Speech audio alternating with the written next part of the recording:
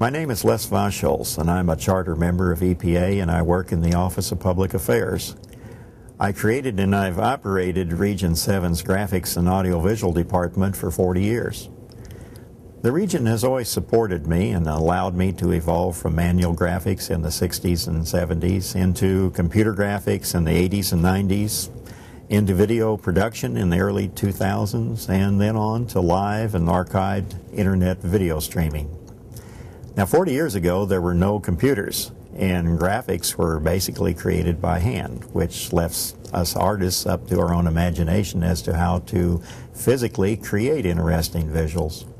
For almost 2 decades, everything I created had something to do with a 1,000-pound line camera that operated inside of a 9 by 12-foot darkroom, which produced up to 20-inch negatives, film positives, line art positives, all of which I combined with colored dyes, cartoon colors, colored tapes, backlit colored gels, tricks with 2A mirrors, and any new products 3M invented to help us burn color images into transparent films.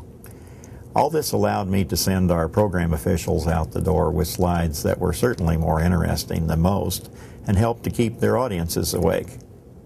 Well, that all changed around 1984 when programmers started writing software that could create more than crude pie charts.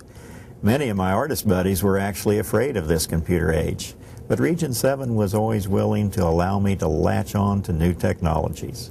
And so by 1989, our graphic shop was fairly state-of-the-art when Region 7 hosted the first NEIC, which stood for National Environmental Information Conference, which announced the fact that the information age had indeed begun at EPA.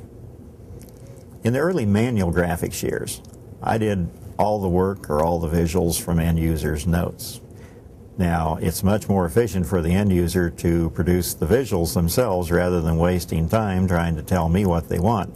And I first realized that in the early 90s when I coined the phrase end user self-production and actually started teaching and encouraging the end users to create their own computer graphics. Now, that probably sounds like I was giving my work away, doesn't it? But you know what? Our shop never did run out of work. And now we're learning where we best serve in the internet age as communication now merges into the evolution of what we now call the social media. On January the 1st, 2011, I will be retired, and I've always felt appreciated by my region. Let me say thank you, EPA, for giving me a career that I have thoroughly enjoyed.